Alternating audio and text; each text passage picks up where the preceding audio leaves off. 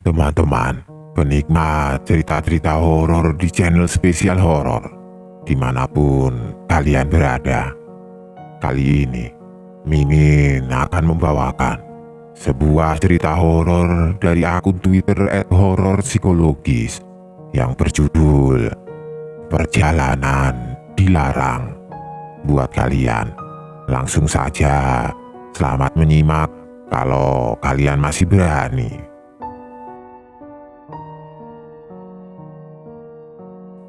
Malam itu, hujan turun dengan deras. Kilat menyambar di langit seakan-akan memperingatkan sesuatu yang tidak diinginkan. Di sebuah kafe kecil di pinggiran kota, dua sahabat, Ardi dan Bima, sedang menikmati kopi hangat mereka. Mereka baru saja pulang dari perjalanan bisnis yang melelahkan, dan rencana mereka adalah untuk kembali ke rumah secepat mungkin. Namun, ada satu hal yang mengganggu mereka. Jalan pintas yang bisa memotong waktu perjalanan hampir setengahnya. Jalan itu dikenal sebagai jalan terkutuk. Katanya banyak kecelakaan aneh di sana, kata Ardi sambil menggigit donatnya. Kamu pernah dengar? Bima mengangguk, matanya serius. Iya, tapi aku tidak percaya tahayul. Orang-orang bilang begitu karena jalannya memang berbahaya, banyak tikungan tajam dan jurang yang curam. Jadi, kita lewat sana saja, Ardi menyarankan sedikit ragu. Bima tertawa. Apa yang bisa terjadi? Kita cuma perlu berhati-hati. Mereka membayar kopi mereka dan melanjutkan perjalanan. Meski hati kecil Ardi merasa ada yang tidak beres, dia mengikuti Bima yang tampaknya yakin. Setibanya di persimpangan yang memisahkan jalan utama dan jalan pintas itu, mereka melihat tanda peringatan besar bertuliskan perjalanan dilarang. Serius? Kenapa harus ada tanda sebesar ini? Gumam Ardi, matanya menatap tajam ke arah tanda itu. Untuk menakut-nakuti orang bodoh yang tidak bisa mengemudi dengan benar, balas Bima sambil menekan pedal gas lebih dalam. Mobil mereka melaju masuk ke jalan itu meninggalkan tanda peringatan di belakang mereka. Setelah beberapa kilometer, suasana mulai berubah. Jalanan yang tadinya mulus berubah menjadi kasar dan dipenuhi lubang. Kabut tebal tiba-tiba menyelimuti membuat pandangan mereka terbatas. Aku tidak suka ini, kata Ardi. Suaranya bergetar sedikit. Tenang saja, kata Bima sambil menenangkan. Ini hanya kabut, akan segera berlalu. Namun, kabut itu semakin pekat, hingga mereka hampir tidak bisa melihat apa-apa di depan mereka. Suasana semakin mencekam ketika mereka mulai mendengar suara-suara aneh dari luar mobil. Suara gemerisik, seperti langkah kaki yang mengikuti mereka. Apakah kamu mendengar itu? Tanya Ardi memandang keluar jendela dengan gugup. Dengar apa? Bima mencoba tetap tenang, tetapi wajahnya menunjukkan kecemasan yang sama. Langkah kaki itu semakin dekat, dan tiba-tiba sosok bayangan muncul di depan mobil. Bima menginjak rem dengan keras dan mobil mereka berhenti dengan mendadak. Bayangan itu tidak bergerak, hanya berdiri di tengah jalan, memandang mereka dengan mata yang tidak terlihat. Siapa itu? Bisik Ardi, jantungnya berdetak kencang. Bima mencoba membunyikan klakson tetapi bayangan itu tidak bergeming. Perlahan, sosok itu mendekat ke mobil mereka. Ardi dan Bima hanya bisa duduk diam, nafas mereka tertahan menunggu apa yang akan terjadi. Setelah sosok bayangan itu mendekat, hingga berada di samping jendela, tiba-tiba ia menghilang begitu saja. Hanya kabut yang tersisa di sekitar mereka. Bima menarik nafas dalam-dalam berusaha mengembalikan ketenangannya. Kita harus keluar dari sini, kata Bima tegas, berusaha memutar balik mobilnya. Namun, jalan di belakang mereka yang seharusnya kosong kini berubah menjadi jalanan yang panjang dan tidak berujung. "Apa-apaan ini?" seru Ardi panik. "Bukankah kita baru saja melewati jalan itu?" Bima tidak bisa menjawab. Dengan ragu-ragu ia melajukan mobil ke depan lagi, berharap kabut akan segera hilang. Namun semakin mereka melaju, jalanan seolah semakin panjang seperti tidak ada akhir. Mereka mencoba memutar kembali tetapi hasilnya sama.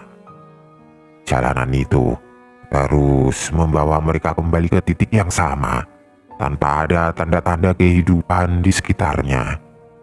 Mereka terjebak dalam lingkaran tanpa akhir. Ardi menggenggam teleponnya mencoba menghubungi seseorang, tetapi tidak ada sinyal. "Ini gila, ini tidak mungkin terjadi," teriaknya. Bima menggertakkan gigi, menahan rasa takut yang mulai merayapi dirinya. "Tetap tenang, kita pasti bisa menemukan jalan keluar." Mereka terus melaju dalam kabut tebal itu, melewati ratusan meter jalan yang sama tanpa hasil. Waktu seolah berhenti, dan mereka mulai kehilangan orientasi.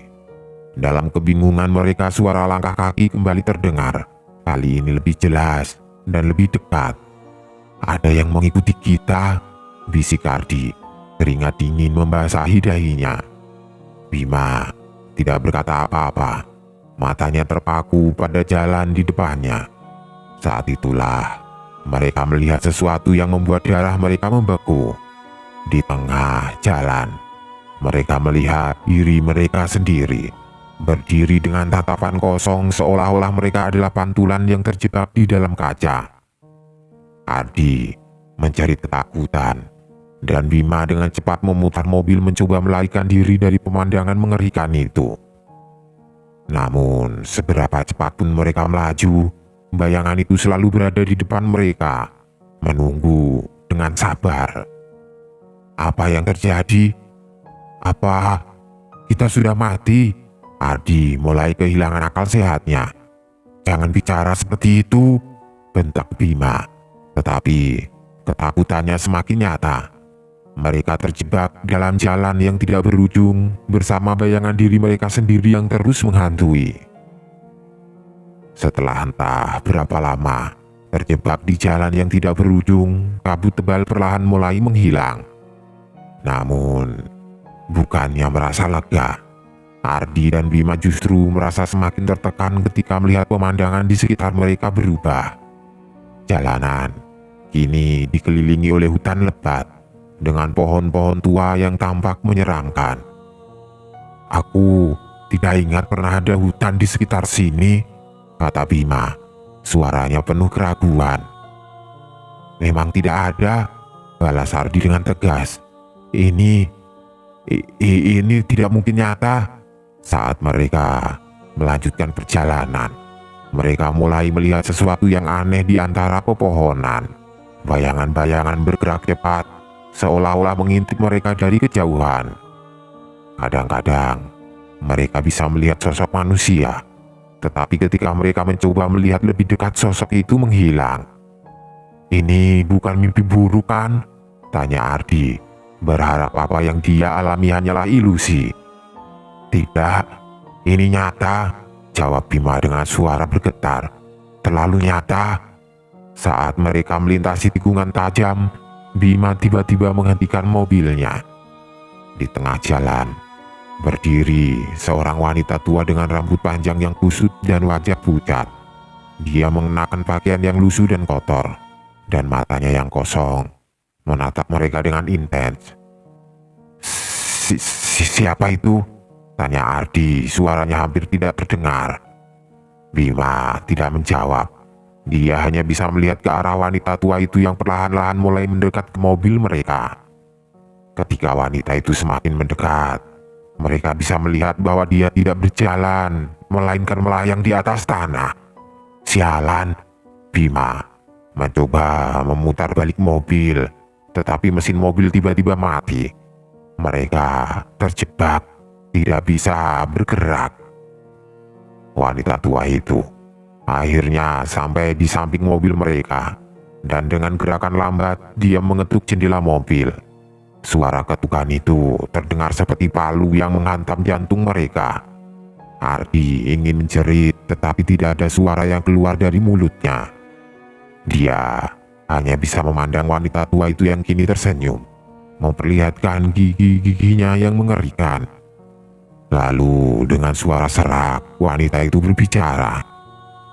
"Kalian seharusnya tidak berada di sini," katanya dengan nada yang dalam dan menyeramkan.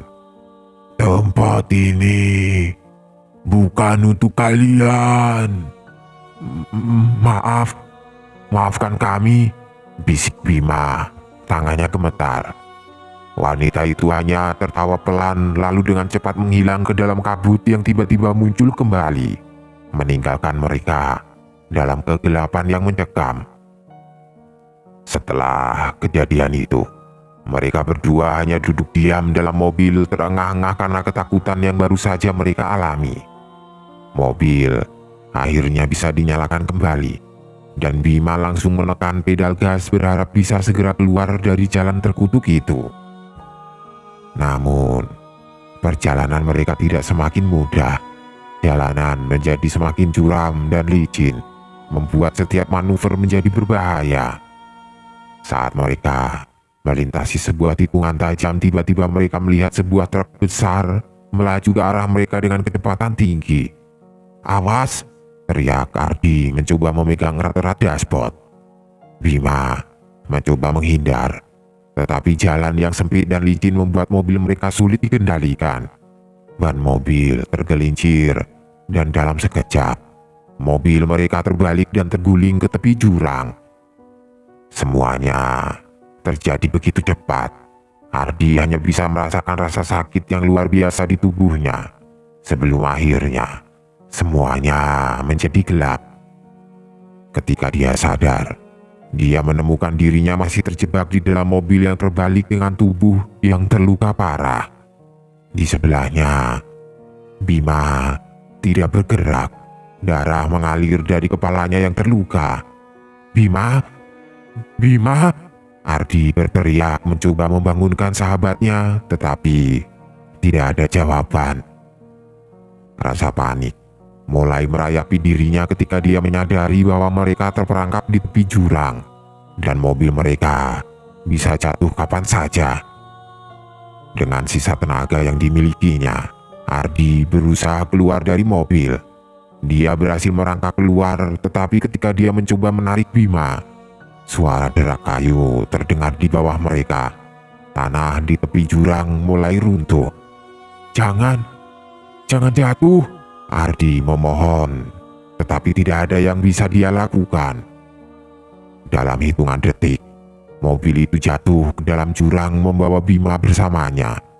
Ardi hanya bisa menatap dengan ngeri saat mobil itu menghilang di kedalaman gelap dan suara ledakan besar terdengar di kejauhan. Air matanya mengalir, tetapi dia tidak bisa berbuat apa-apa. Rasa sakit dan ketakutan menyelimutinya membuatnya tidak berdaya. Ardi tersadar di rumah sakit dengan tubuh yang penuh luka dan perban. Perasaan hampa memenuhi dirinya saat dia menyadari apa yang telah terjadi. Bima, sahabatnya, telah meninggal dalam kecelakaan itu, dan Ardi adalah satu-satunya yang selamat. Jalan yang mereka lewati, yang dikenal sebagai jalan terkutuk, telah memakan banyak korban sebelumnya, dan banyak orang yang mengklaim telah melihat penampakan-penampakan aneh di sana. Namun, tidak ada yang bisa menjelaskan secara pasti apa yang sebenarnya terjadi di jalan itu. Hari-hari berlalu, dan Ardi mencoba melanjutkan hidupnya, tetapi bayangan dari kejadian di jalan itu terus menghantui dirinya. Setiap malam, dia bermimpi tentang jalan itu, tentang kabut tebal dan suara langkah kaki yang mengikutinya. Dia bisa mendengar suara Bima yang memanggilnya dari kejauhan, tetapi dia tidak bisa menjangkaunya. Suatu malam, ketika dia terbangun dari mimpi buruknya, dia melihat sesuatu yang membuat darahnya membeku. Di ujung kamarnya, berdiri sosok wanita tua yang pernah dia temui di jalan itu. Wanita itu tersenyum kepadanya dengan gigi-giginya yang mengerikan. "Kamu seharusnya tidak berada di sini," kata wanita itu. Suaranya terdengar seperti desiran angin. Ardi mencoba berteriak, tetapi suaranya tercekik di tenggorokannya. Wanita itu mendekat dan dengan lembut dia menyentuh dahi Ardi. Seketika itu juga, Ardi merasakan dingin yang luar biasa merayapi tubuhnya. Ketika wanita itu menghilang, Ardi hanya bisa terbaring di tempat tidurnya, tubuhnya kaku dan tidak berdaya. Nafasnya mulai melemah, dan dunia di sekitarnya perlahan-lahan menghilang, meninggalkannya dalam kegelapan yang abadi. Di pagi hari, perawat yang datang ke kamarnya menemukan Ardi terbaring kaku, matanya terbuka lebar dengan tatapan kosong. Tidak ada tanda-tanda kehidupan yang tersisa, hanya senyum samar yang menghiasi wajahnya, seolah-olah dia akhirnya menemukan kedamaian dalam kegelapan yang selama ini menghantuinya. Jalan itu, jalan terkutuk, terus menelan korban. Dan mereka yang pernah melintasinya akan selalu membawa kenangan buruk yang tidak akan pernah bisa mereka lupakan. Jalan itu bukan hanya sekedar jalan pintas, tetapi sebuah gerbang menuju kegelapan yang tidak bisa dijelaskan oleh akal manusia. Perjalanan dilarang, tetapi bagi mereka yang nekat melaluinya, perjalanan itu tidak akan pernah berakhir dengan baik.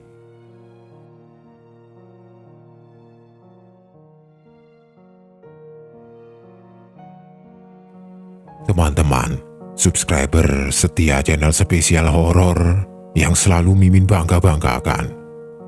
Buat kalian, kali ini Mimin akan membawakan sebuah cerita horor dari akun Twitter @hororpsikologis yang berjudul Penjual Bakso dan Gang Angker. Buat kalian, langsung saja selamat menyimak kalau kalian benar-benar berani. Joko baru saja tiba di Jakarta dengan harapan besar. Setelah bertahun-tahun membantu ayahnya di desa membuat bakso, ia memutuskan untuk merantau ke ibu kota Jakarta. Jakarta itu kota dengan sejuta peluang, kata tetangganya ketika Joko berpamitan. Namun, di balik harapan itu, Joko tidak bisa menghilangkan perasaan ragu yang menghantuinya. Bagaimana kalau dia tidak berhasil? Bagaimana kalau baksonya tidak laku? Setelah beberapa hari di Jakarta, Joko akhirnya menemukan gerobak bekas yang dijual dengan harga terjangkau. Penjualnya, seorang pria tua yang ramah, memberikan semangat kepadanya. "Semoga sukses, Nak. Usaha di sini memang keras, tapi kalau kamu tekun, rezeki pasti ada," ucap pria itu sambil menyerahkan kunci gerobak. Joko hanya tersenyum dan mengangguk, mesti hatinya penuh kegelisahan. Malam pertama, Joko berjualan bakso berjalan dengan lancar. Ia berkeliling di sekitar kawasan perumahan yang ramai. "Bang, bakso 2 porsi, tidak pedas ya?" teriak seorang ibu muda yang sedang membawa anak kecil. Joko dengan cekatan menyiapkan pesanan itu sambil sesekali melirik sekitar, memastikan tidak ada yang terlewat.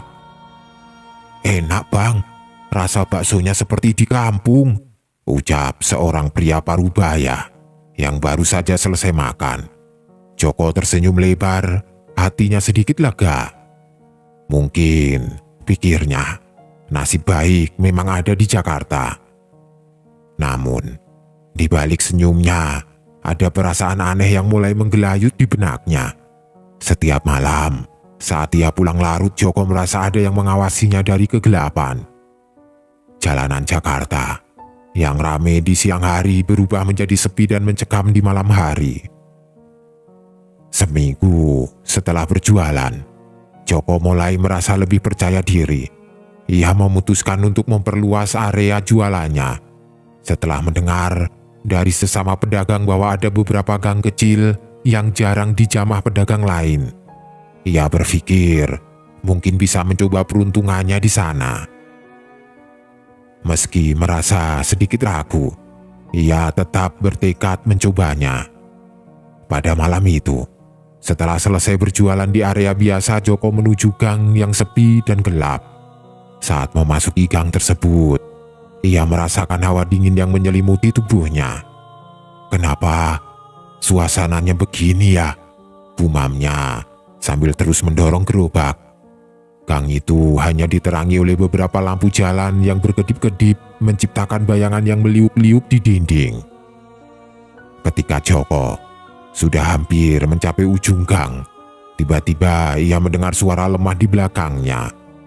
"Bang, bakso satu." Suara perempuan terdengar, namun suaranya begitu pelan seolah dibawa angin. Joko menoleh dan melihat seorang perempuan muda berdiri di ujung gang, hanya beberapa meter darinya. Perempuan itu tampak aneh. Wajahnya tertutup bayangan, rambut panjangnya tergerai acak-acakan, dan pakaiannya terlihat lusuh. Dengan sedikit ragu, Joko berusaha bersikap biasa saja. "Baksonya pedas tidak, Mbak?" tanyanya sambil memulai persiapan di gerobaknya. Perempuan itu hanya menggeleng pelan, tidak mengeluarkan sepatah kata pun. Joko mulai memasak bakso, namun perasaannya semakin tidak nyaman. Saat Joko menyerahkan mangkok bakso kepada perempuan itu, ia merasakan dingin yang luar biasa di tangannya. "Besok malam datang lagi ya, Bang," ucap perempuan itu dengan senyuman yang membuat Joko merinding. Ia mengambil bakso itu, lalu berbalik dan menghilang ke dalam kegelapan. Joko berdiri diam beberapa saat, mencoba mencerna apa yang baru saja terjadi sebelum akhirnya memutuskan untuk segera pulang. Keesokan harinya, Joko tidak bisa menghilangkan bayangan perempuan misterius itu dari pikirannya. Ada sesuatu yang aneh pada perempuan itu. Cara bicaranya, dinginnya tangan, dan suasana gang yang mencekam. Namun Joko meyakinkan dirinya sendiri bahwa itu hanya perasaannya saja. "Mungkin aku terlalu lelah," pikirnya sambil menyiapkan gerobak untuk berjualan malam itu. Malam itu, setelah melayani beberapa pelanggan di area biasa, Joko merasa terdorong untuk kembali ke gang misterius itu. Meskipun hatinya penuh keraguan, rasa ingin tahu yang kuat membuatnya mengambil resiko. Ketika ia mencapai gang tersebut, suasana terasa lebih mencekam dari sebelumnya. Angin berhembus lebih kencang, dan daun-daun kering berterbangan di sekelilingnya. Saat Joko memasuki gang itu, ia menunggu dengan perasaan was-was. Tidak lama kemudian, perempuan yang sama muncul dari balik bayangan. Wajahnya terlihat lebih jelas di bawah sinar bulan yang redup. Kulitnya pucat, dan matanya tampak kosong, seolah tidak ada kehidupan di dalamnya. "Bakso lagi, Bang," ucap perempuan itu dengan suara yang sama seperti malam sebelumnya. Joko, yang sudah merasa sangat gelisah, tetap berusaha bersikap profesional. Ia mulai memasak bakso dengan tangan yang sedikit gemetar, berusaha tetap tenang. Namun, semakin lama ia berada di sana, semakin kuat perasaan tidak nyaman yang merasukinya. "Kenapa Mbak selalu makan di sini?" tanya Joko dengan suara bergetar, mencoba mencari tahu lebih banyak tentang perempuan itu. "Di sini sepi, aku suka," jawab perempuan itu dengan senyuman yang membuat Joko semakin merasa ada yang tidak beres. Setelah bakso selesai disiapkan, perempuan itu mengambil mangkoknya tanpa berkata apa-apa lagi. Saat ia membayar, Joko merasakan dingin yang sama seperti malam sebelumnya. Besok malam datang lagi ya, ucap perempuan itu sebelum menghilang ke dalam kegelapan. Malam itu, Joko tidak bisa tidur.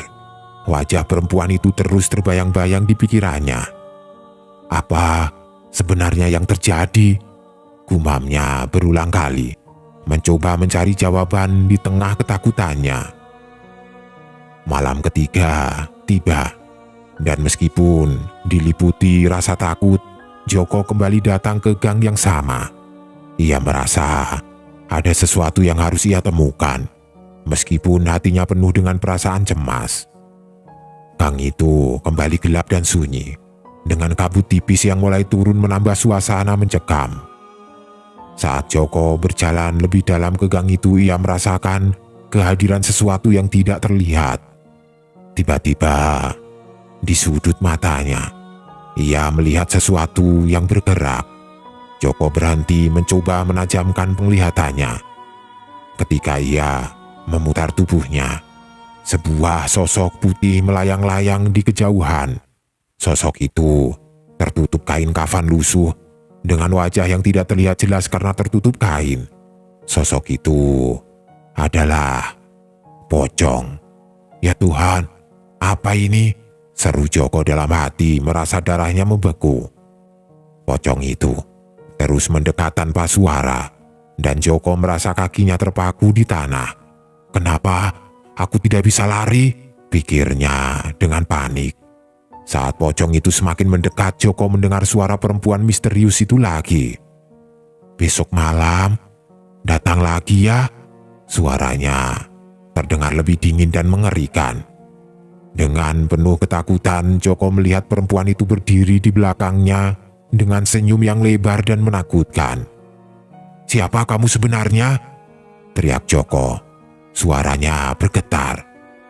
Namun, perempuan itu hanya tertawa pelan.